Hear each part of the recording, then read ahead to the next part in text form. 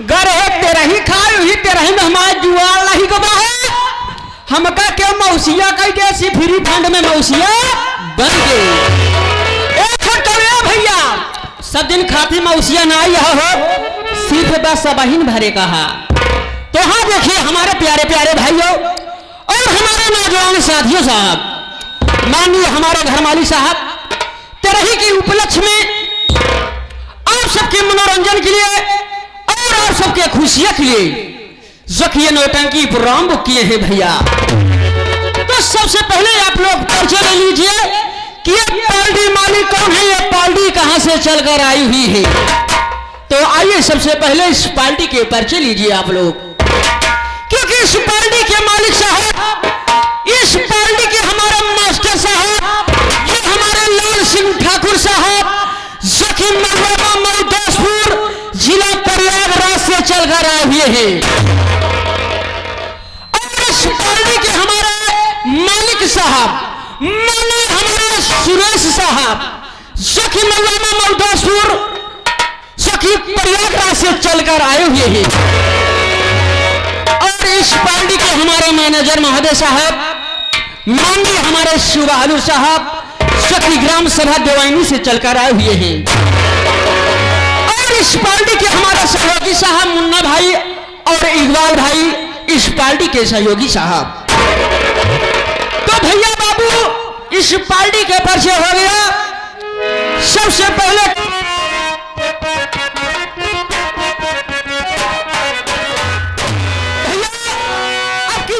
जून का है, यही जून के महीना में 17 तारीख का ना लड़का का बियाह रहा है। बम्बई सोकर बुलावा लगे जब दिन बारात लौट के आए बम्बई सोकर बुलावा तुरंत तत्काल लड़के तैयार हो गए बम्बई जाए घाटी। लेकिन वो कर मेहरारू अपने आदमी से कहा कहती बा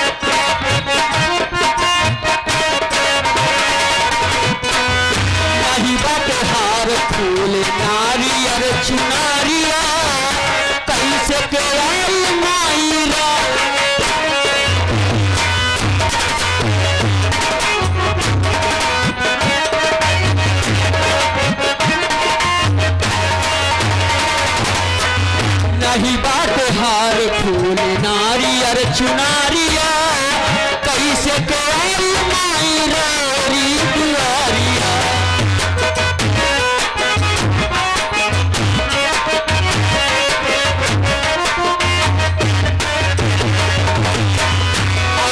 अमार कहलू कहलुआ रे दानवा संग नदान पूजे तोहरे चरणवा।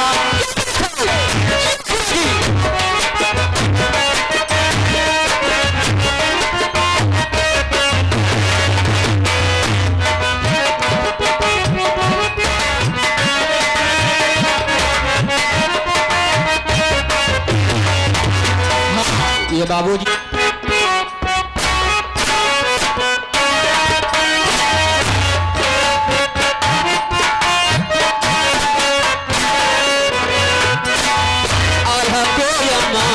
कैलू कहलू रे दानवा संजन दान पूजे तोहरे चरणवा।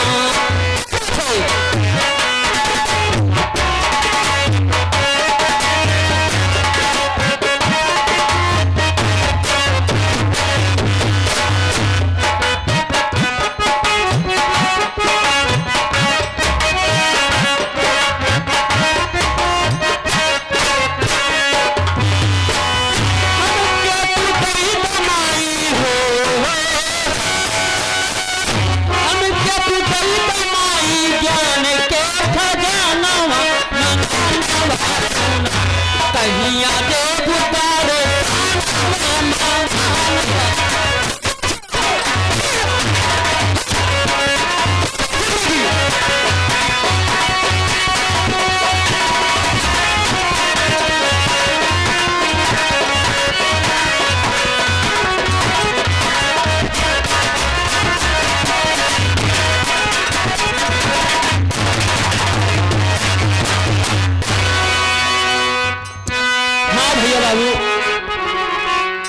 माता रानी का बंदना खत्म हुआ।